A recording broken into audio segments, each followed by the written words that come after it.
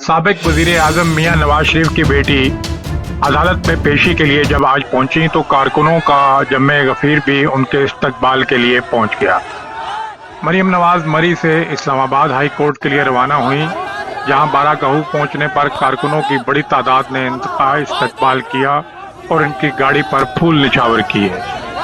मरियम नवाज की गाड़ी इनके शौहर मोहम्मद सफदर चला रहे थे, जबकि गाड़ी में परवेज रशीद भी मौजूद थे। मरियम नवाज का काफिला अठाल चौक बाराकाहू पहुंचा तो कारकुनों के नारों का जवाब देने के लिए मरियम नवाज खुद गाड़ी से बाहर आ गईं और हाथ हिलाकर कारकुनों के नारों का जवाब दिया। बाराकाहू से मरियम नवाज का काफिला इस्लामाबाद हाई कोर्ट के लिए रवाना हो गया। इस दौरान कारकुनों ने इनकी गाड़ी को घेरे में लिए रखा। दूसरी जानिब मुस्लिम लीग के कारकुनों की बड़ी तादाद भी इस्लामाबाद हाई कोर्ट के बाहर मौजूद, जहां पुलिस और लीगी कारकुनों के दरमियान बदनज़मी भी देखी गई। पुलिस की जानिब से एहसन इकबाल, अमीर मुकाम और राजा जफर अलग को धक्के दिए गए, जबकि पुलिस ने मुस्लिम लीग के रहनुमाओं को आहताए अदालत में जाने से रोक दिया।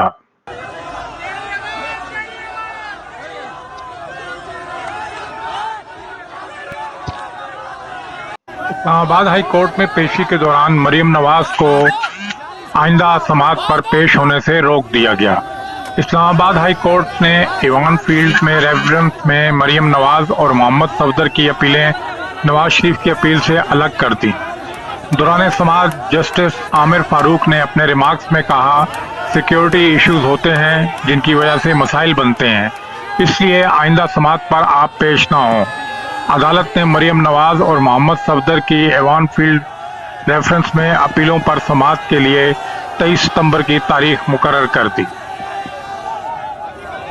अदालत में मीडिया से गैर रस्मी गुफ्तगू में मरियम नवाज का कहना था कि मकाफात अमल तो शुरू होना ही था, क्योंकि हर चीज़ की अपनी टाइमिंग्स हैं।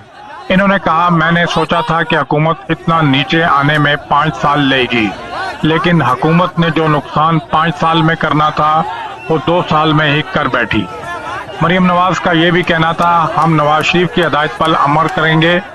इनका लंदन में इलाज चल रहा है, वो वतन वापस आने के लिए बहुत बेचैन हैं, लेकिन मेरी नवाज शरीफ से जिद होगी कि जब तक इलाज नहीं हो जाता वो वापस ना आए। इन्होंने मजीद कहा, हमें अपनी नहीं सोचनी चाहिए बल्कि पाकिस्तान के बारे में सोचना चाहिए।